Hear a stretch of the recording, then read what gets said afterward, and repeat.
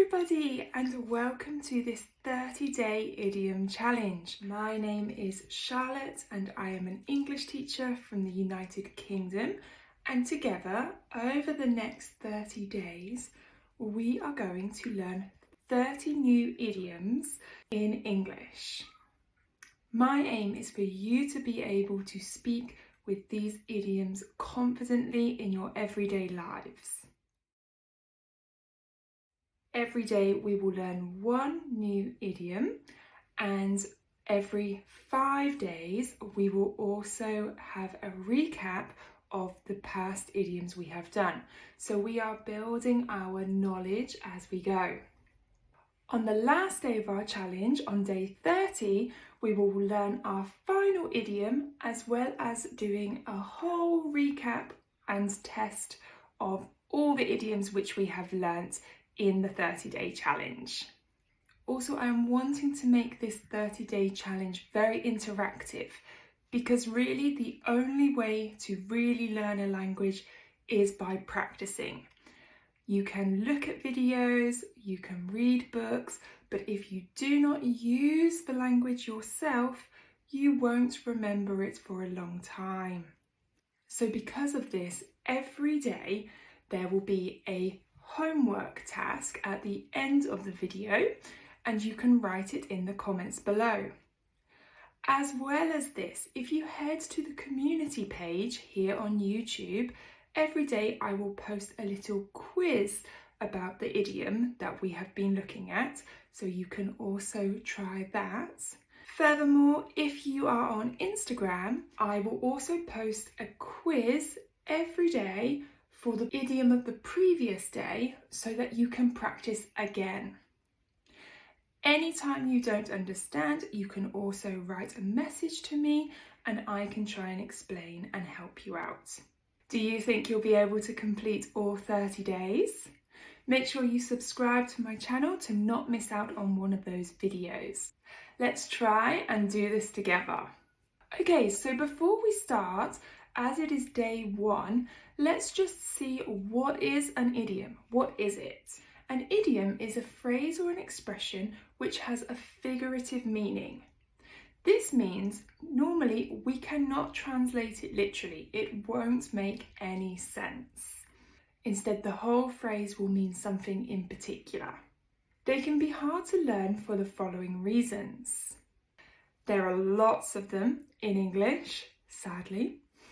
They are often different from other languages. They are hard to understand and you cannot translate each word individually to find out their meaning. Their meaning is something as a whole. They have to be remembered exactly. If you change the phrase, typically it will not mean the idiom anymore and it will just be a very strange sentence.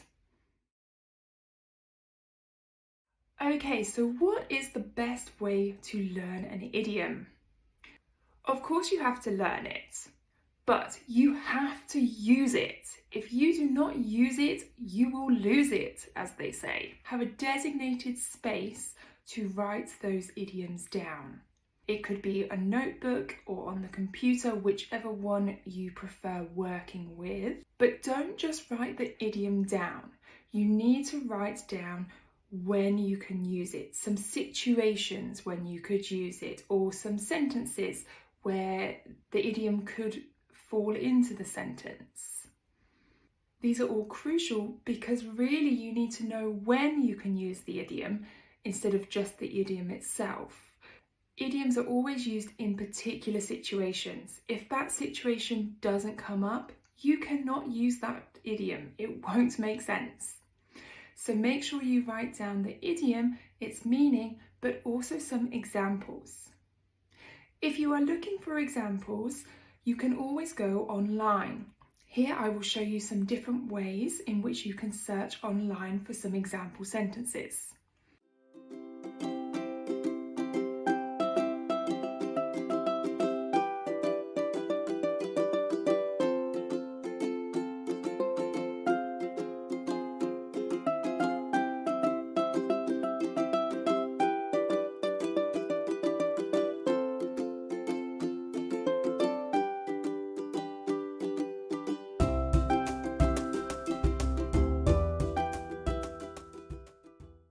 Also, imagine some other situations where potentially you could use this idiom. Then, in your day-to-day life, try and use them. If you are not living in an English-speaking environment, still try and use them. What you can do is think of the scenario. If the scenario comes up, even if you don't say it out loud in English, in your head, tell yourself, aha, this is when I can use blah, blah, blah. Okay? The key is to link the situation to the idiom. If you can do this, then you will be able to use them. Okay, so you may be new to my channel, so let's break the ice and get to know each other. Here you can see I have used an idiom to break the ice. Do you know what it means? Have you used it before? No, it doesn't mean to break ice. Instead, to break the ice means to say or do something to make people feel comfortable when they don't usually know each other, when they don't feel comfortable in the situation.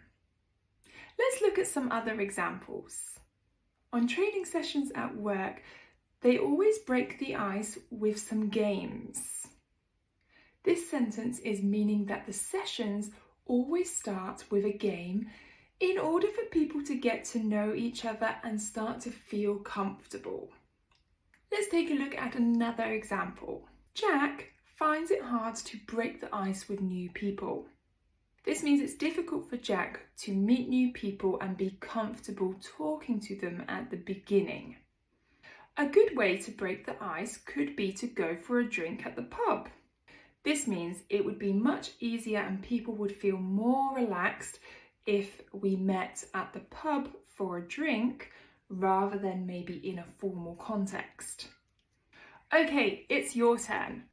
In the comments below, see if you can write an example using to break the ice. Also, let me know where you're watching this video from. I'm really curious to find out where in the world you are. If you liked this video, please give it a thumbs up and don't forget to come back tomorrow for day 2 of our 30-day idiom challenge. Happy studying and bye for now.